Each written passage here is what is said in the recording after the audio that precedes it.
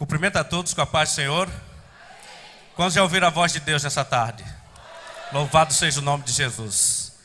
Depois de tão grandes maravilhas que o Senhor tem feito, a gente só pode glorificar o seu nome. Quero agradecer a confiança que me foi confiada, depositada na minha pessoa para trazer aqui esse tema tão difícil de lidar nesses dias. Agradeço ao pastor Marinaldo, pela confiança, ao nosso evangelista Wilson, aos coordenadores aqui, irmão Maico, irmão Bruno, por ter me confiado aqui.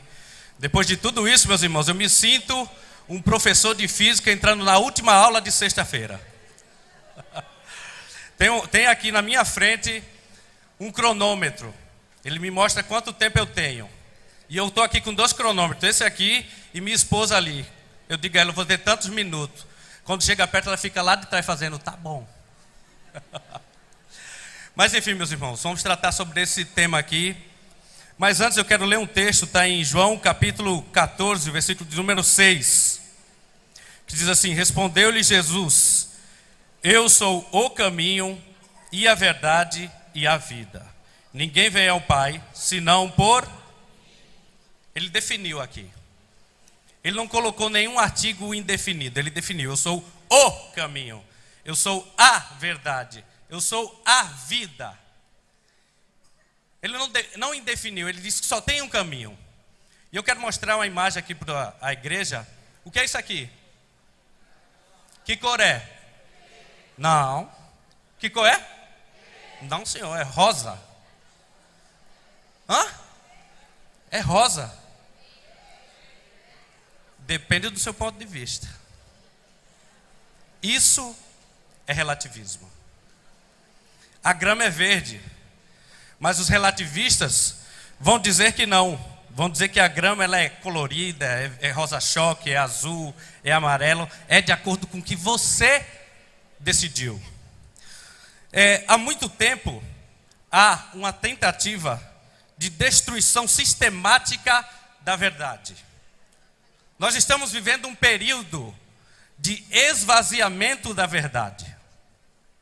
E esse período é o período que aponta para o fim dos dias. Esse período é escatológico. Ele não veio à toa. Ele não está acontecendo debalde. Mas ele veio para mostrar que nós estamos nos últimos dias. A relativização da verdade é o engano mais voraz que pode existir. Por quê? Porque a verdade, ela é simplesmente algo que você tem uma e eu tenho outra. Às vezes, em algumas rodas de conversa que nós participamos, pessoas chegam e dizem assim: essa é a sua verdade, a minha é outra. E o que acontece? Acontece que esse tipo de modo de pensamento que foi trazido através de um pensador chamado Immanuel Kant, com sua crítica à razão, ela fez com que o homem parasse de pensar no absoluto e começasse a pensar relativamente. O homem não consegue mais pensar absoluto, ele pensa relativamente. E nisso nós vemos o que é o relativismo. É a teoria de que a base para o julgamento sobre conhecimento, cultura ou ética difere de acordo com as pessoas, com os eventos e com as situações. Ou seja, tudo o que for julgado não é um julgamento absoluto, mas é um julgamento de acordo com o que está acontecendo naquele momento ou com a cultura daquele momento. Isso, meus irmãos, é muito perigoso, porque entra em confronto contra aquilo que nós aprendemos através das escrituras sagradas. Nós aprendemos que existe um Deus absoluto, que criou os céus e a terra, que criou o homem do pó da terra e que deu consciência a ele, sabendo a ele, mostrando a ele que existe o certo e o errado, a mentira, a verdade, o bom e o mal. Não à toa que no centro do Éden existia uma árvore. Era a árvore de quê? Conhecimento do... Mas agora, eles querem tirar essa ideia de conhecimento de bem e do mal e deixar tudo de forma solta. Tudo relativizado. Quando nós paramos para pensar nisso, nós vemos o seguinte, meus irmãos. Como é incoerente essa ideia. da questão de que essa é a sua verdade. E o que você fala não é verdade, porque não existe verdade absoluta. E essa figura aqui nos diz o seguinte: não existe verdade absoluta. E alguém pergunta: isso é uma verdade absoluta que você disse? Ele disse: absolutamente. Então aquilo que ele diz que não é verdade absoluta, ele traz como absoluto para negar aquilo que você acredita. Por exemplo, nós acreditamos que existe céu e inferno. Mas eles não acreditam em céu e inferno. Eles dizem que isso é por causa da cultura que você foi criado, a cultura que você foi educado, a forma como você foi orientado. E nisso, meus irmãos, nós sabemos que o que nos trouxe até aqui foi uma herança, a herança judaico-cristã, ou a cosmovisão judaico-cristã, que formou o Ocidente. Essa cultura, essa cosmovisão judaico-cristã, ela nos deu a noção de justiça. Quem está estudando direito aqui? Tem uma irmã ali estudando. Quem já é advogado, atua na área de direito? Todo mundo sabe que é baseado no direito romano. O direito romano ele foi moldado principalmente pela influência do cristianismo.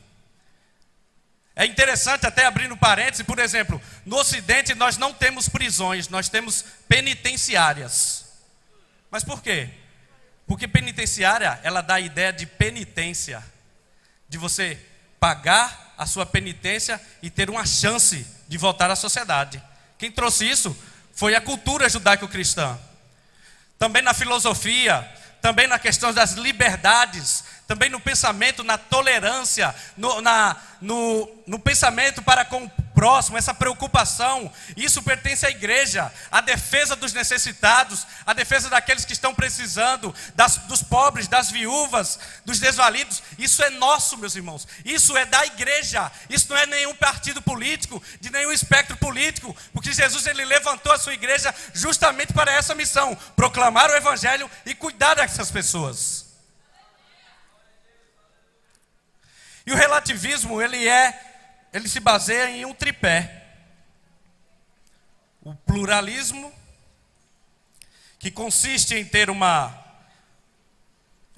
variedade de verdades, de conceitos. Por exemplo, o pluralismo diz que existem várias religiões, e por existir várias religiões, nenhuma é correta. Então tem o budismo, o hinduísmo, o cristianismo, o judaísmo, é tudo uma coisa só para eles. Não tem realidade. Existem várias ideologias, esquerda, direita, centro, progressismo, conservadorismo, enfim, tudo para eles é uma coisa só, porque é o pluralismo. Mas dentro desse pensamento pluralista, sabe quem é que não cabe? O pensamento cristão. E a gente sofre principalmente nas universidades, principalmente na área de humanas, um determinado tipo de perseguição. Porque quando nós chegamos e demonstramos que somos cristãos, o pluralismo não nos atende com o seu plural. Ele chega a ser impositivo para nós. Ele chega a querer sufocar a sua fé. Então o pluralismo ele pensa nisso. O segundo é o privatismo. O que é o privatismo? É você ter os seus próprios conceitos, a sua própria verdade e você ser senhor de si mesmo. Você é senhor de si mesmo? O Senhor da igreja chama-se Jesus Cristo. Quem molda o caminho da igreja é Jesus Cristo. Quem define o futuro da igreja é Jesus Cristo. Quem diz onde a igreja deve estar é Jesus Cristo. Quem diz como a igreja deve avançar é Jesus Cristo. Quem diz quando a igreja deve recuar é Jesus Cristo. Quem diz que a porta dos infernos não prevalecerão contra a igreja foi Jesus Cristo. Nós temos o dono, então não existe o privatismo na igreja. Nós temos uma exclusividade que Jesus Cristo é nosso Senhor. Ele é o nosso dono. Ele é aquele que rege a nossa vida. E tem o secularismo. O secularismo, meus irmãos, que vem de secular, ele quer dizer a ausência de qualquer vínculo em relação à crença ou à autoridade de Deus. Então, não existe autoridade de Deus quando temos o secularismo. E esse tripé aqui, ele forma o relativismo. E onde é que está o relativismo? O relativismo está na cultura. O relativismo está na mídia mainstream. O relativismo ele está impregnado na sociedade, está dentro das instituições de educação. Professores, eles chegam a ensinar aos nossos filhos, aos nossos alunos, exatamente essa questão do relativismo. O que você ensina na tua casa vai ser distorcido pelo professor lá naquela escola. Vai ser distorcido pelo professor lá na universidade. A sociedade relativista, ela acredita que se você não entende o relativismo, você é quadrado. É o mundo dizendo a Bíblia, você é tão quadrada. Outra coisa, meus irmãos, de onde vêm os nossos princípios? Alguém sabe dizer? Da onde? Da Bíblia. Os nossos princípios, eles se baseiam aqui, nos 10 mandamentos. E eu separei os 5 últimos mandamentos, que diz assim: honra teu pai e a tua mãe, para que se prolongue os teus dias na terra que o Senhor teu Deus te dá. 6º mandamento diz: não matarás. 7º mandamento, não adulterarás. 8º mandamento, não furtarás. 9º mandamento, não dirás falso testemunho contra o teu próximo. 10º mandamento, não cobiçarás a casa do teu próximo, a mulher do teu próximo, o servo do teu próximo, a serva do teu próximo, nem o seu boi, nem o seu jumento, nem coisa alguma do seu próximo. Isso aqui são verdades absolutas.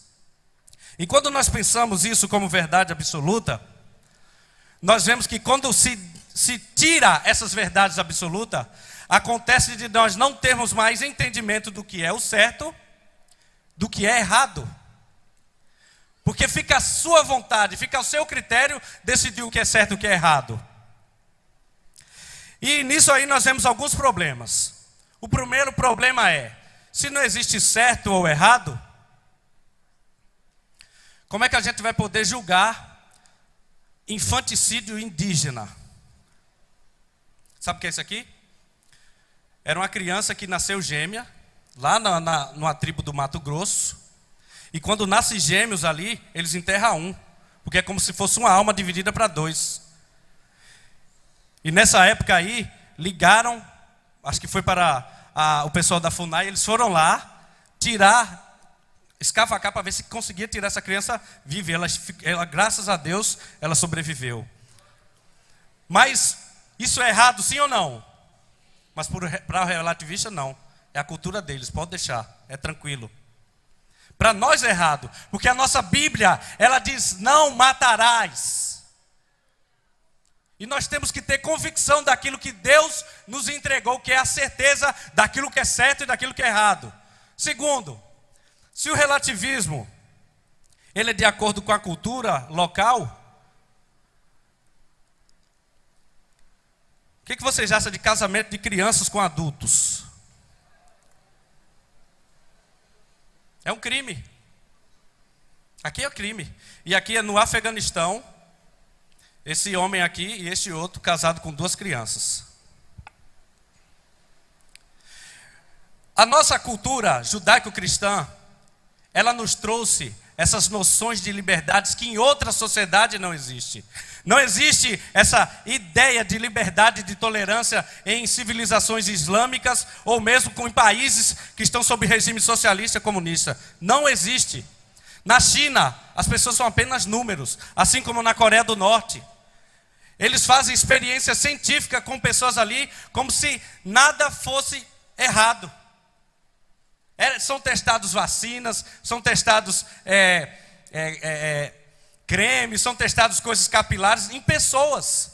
Porque não existe lá a noção de civilidade e de humanismo, como tem no Ocidente. Quem trouxe essa ideia foi exatamente o cristianismo. E quando o relativismo ele entra dentro de uma sociedade, entra dentro de uma cultura, ela tende a ruir futuramente. E é isso que nós estamos observando. Aos poucos, a civilização ocidental, ela começa a ruir.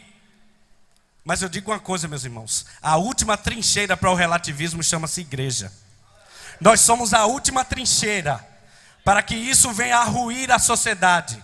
Nós somos o alicerce que mantém a sociedade de pé. Nós somos a coluna que mantém a sociedade viva. Nós somos os aparelhos que mantêm a sociedade respirando. E você é o agente que Deus chamou para fazer com que essa sociedade ela seja convencido pelo Espírito Santo do quê? Do pecado, da justiça e do juízo.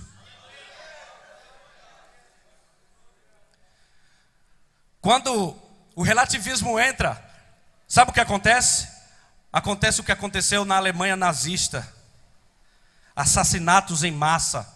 6 milhões de judeus, fora ciganos, testemunhas de Jeová, homossexuais. Pessoas foram exterminadas pelo simples fato de pertencerem a uma raça. E aqui estão crianças que seriam exterminados se a guerra não tivesse terminado. Isso acontece, meus irmãos, porque o relativismo toma conta de uma nação. A Alemanha ela foi tomada pelo relativismo naquele momento. E ela relativizou a questão de identidade de raças, quando ela separou a raça judaica para ser exterminada e cada um ali perdeu o seu nome, tinha números. Eles apresentavam número, era um carimbado. O José não era mais José, era número 5.322. O João não era mais João, era número 225. Eles tiraram a humanidade. É isso que o relativismo faz. E C.S. Lewis, ele traz essa frase interessante. Ele diz o seguinte: não é por ser cristão que todas as religiões estão erradas. É possível que as outras religiões falem o que você fale como cristão. No entanto, todas as vezes que o cristão, com base na palavra de Deus, diz uma coisa e as outras religiões dizem outra coisa, seja o cristianismo verdadeiro e todas as outras falsas. Quando nós estamos na universidade, a primeira coisa que eles dizem, que a gente vai falar do evangelho, não, isso é tudo normal, Buda já falou sobre isso. Eu tenho uma filosofia esotérica aí, que fala também sobre isso. Mas eu quero te dizer, meus irmãos, que, como disse C.S. Lewis, aonde as outras religiões dizem outra coisa, o cristianismo deve ser verdadeiro e tudo demais deve ser falso. Mas para você falar isso, você tem que ter coragem. Para você falar isso, você tem que ser ousado. Para você falar isso, você tem que ter certeza daquilo que você está falando. E eu quero te dizer que quem vai te dar essa certeza para falar isso é o próprio Espírito Santo nesses últimos dias. No começo eu tinha dito, nós estamos nos últimos dias. E esses movimentos como relativismo, secularismo, pluralismo, privatismo, veio bem a calhar exatamente nesse momento. Quando o relativismo é imposto dentro da sociedade, a primeira coisa que eles fazem é começar a distorcer a verdade. Não é à toa que nós temos visto agora uma grande pressão para a aprovação e para a imposição do negócio chamado ideologia de gênero. Porque se o relativismo ele é algo real, ele é verdadeiro, então quinta-feira é um homem, sexta-feira já é uma mulher, a mesma pessoa. É uma imposição que até o Ministério Público tem colocado, fazendo com que homens que se considerem mulher entrem em banheiros de mulheres. Tá o quê? Tá errado ou não tá? Tá errado ou não tá? E quem é que vai dizer para o mundo que está errado? Quem? Quem? Nós vamos dizer. Uma coisa que aconteceu ano passado, e eu bati muito forte, foi: às vezes nós queremos moralizar a sociedade pela política, e Deus mostra que não é possível. Sabe por quê? Porque quem moralizou a sociedade foi a igreja. Nós não precisamos de nenhum líder político para nos guiar. Nós temos o Espírito Santo. Nós temos o Todo-Poderoso do nosso lado. Nós temos o Deus absoluto do nosso lado. Não precisamos de ninguém que nos defenda. Nós temos um advogado para com Deus no céu, e o nome dele é Jesus Cristo.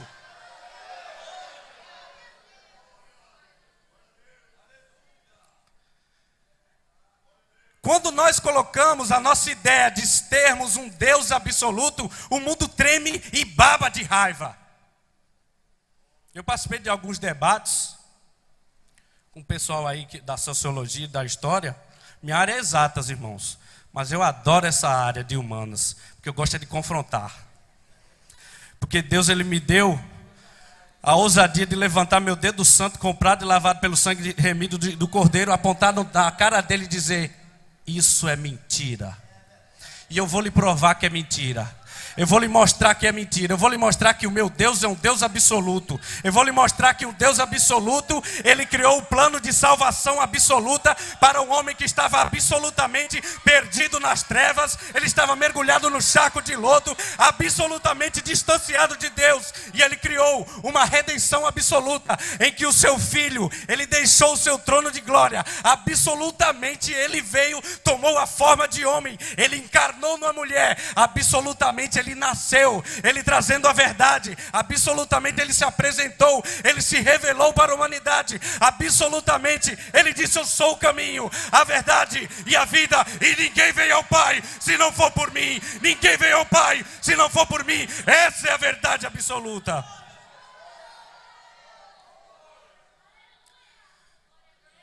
Esse Deus absoluto que encarnou,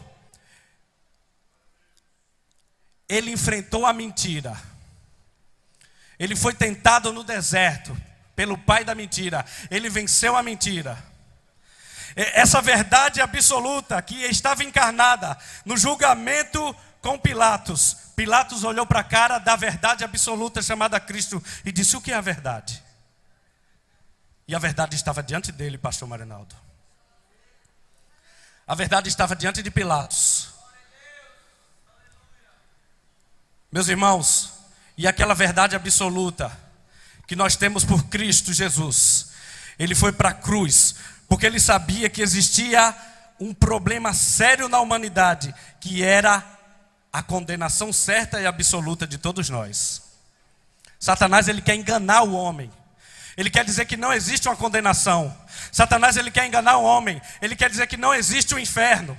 Satanás, ele engana o homem, dizendo que ele pode viver relativamente de acordo com o que ele escolheu. Mas nós fomos escolhidos para trazer a luz a essa mentira. Nós fomos escolhidos ousadamente para mostrar que Satanás, ele já foi derrotado, que a mentira foi derrotada e que agora a verdade ela prevalece, porque existe aquele homem que está à direita de Deus. O homem absolutamente condenado, longe de Deus, ele faz exatamente essas coisas. Ele relativiza para que as pessoas não possam chegar ao conhecimento da verdade. E é interessante que esses homens, eles criam todos esses tipos de ideologia, de enfeites, e eles continuam mergulhados no engano. Eles passam anos e anos da sua vida mergulhados no chiqueiro, como estava aquele filho pródigo. Porque o relativismo diz para ele: fica aí no chiqueiro que está bom. Fique no chiqueiro que está bom. Sai do chiqueiro não. Mas o Espírito da verdade, do qual as Escrituras falam, se revela para eles.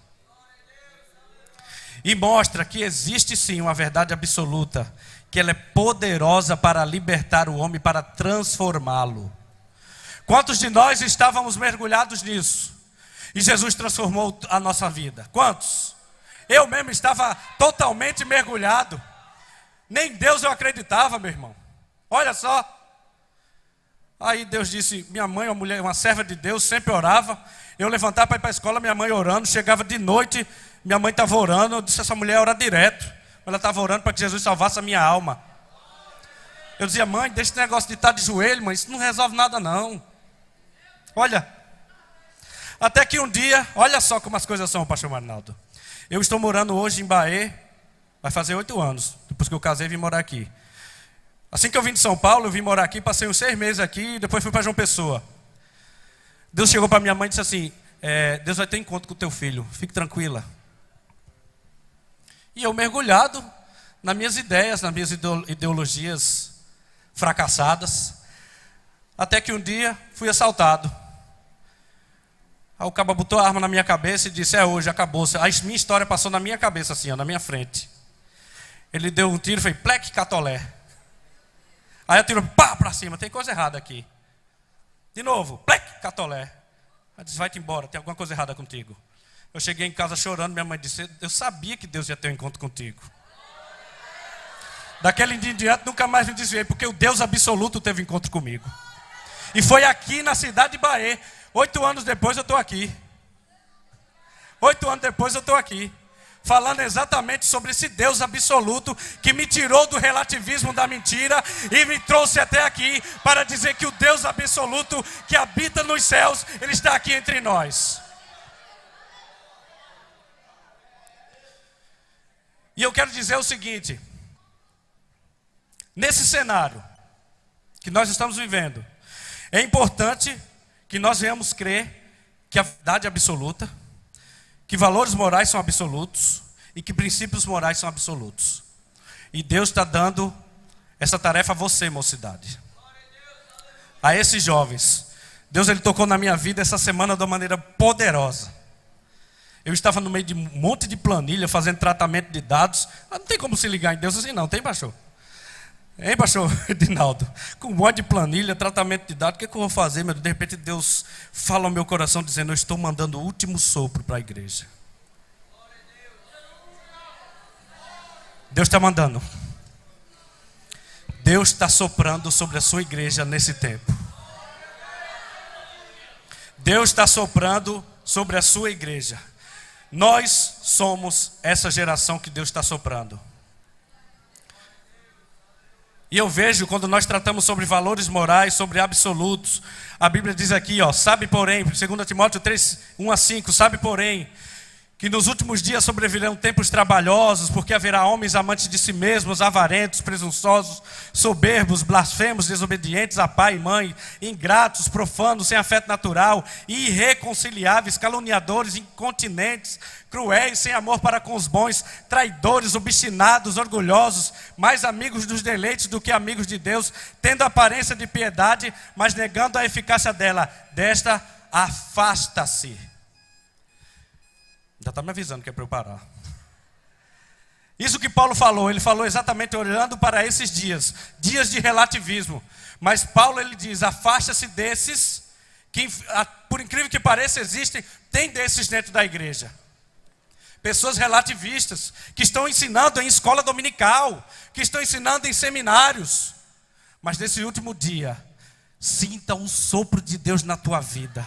Sinta nessa tarde que o Espírito Santo está aqui, mostrando que você é da última geração, que vai mostrar para esse mundo que a palavra de Deus, ela é absoluta, ela é verdade, ela tem poder, ela santifica, ela edifica, ela é redentora, ela restaura. Aleluia! Irmãos, Deus está aqui nesse lugar. Deus está aqui nesse lugar, meus irmãos. Eu sinto a brisa do Espírito Santo aqui nesse lugar de uma maneira poderosa. Eu sinto nesse momento, mesmo com esse tema aqui, tão de letra mesmo, mas Deus, Ele tem falado aqui, que não interessa se tem relativismo, secularismo, pluralismo, Deus quer usar você. Deus quer usar você. Levanta a mão, aquele que quer ser usado por Deus nesses últimos dias. Deus está te dando ousadia, Deus está te dando coragem, Deus está te dando capacidade. Deus vai colocar as palavras certas na tua boca e você vai até onde você está estudando, vai até onde você está trabalhando e vai dizer: a minha verdade é absoluta, o meu Deus é verdadeiro, o meu Deus é poderoso e eu estou aqui para te mostrar que ainda há uma esperança absoluta para você. Que Deus em Cristo venha abençoar a sua igreja. Que o Santo Espírito continue soprando, continue soprando, continue soprando, continue soprando, continue soprando. Que o Santo Espírito de Deus continue soprando nessa tarde. Aleluia.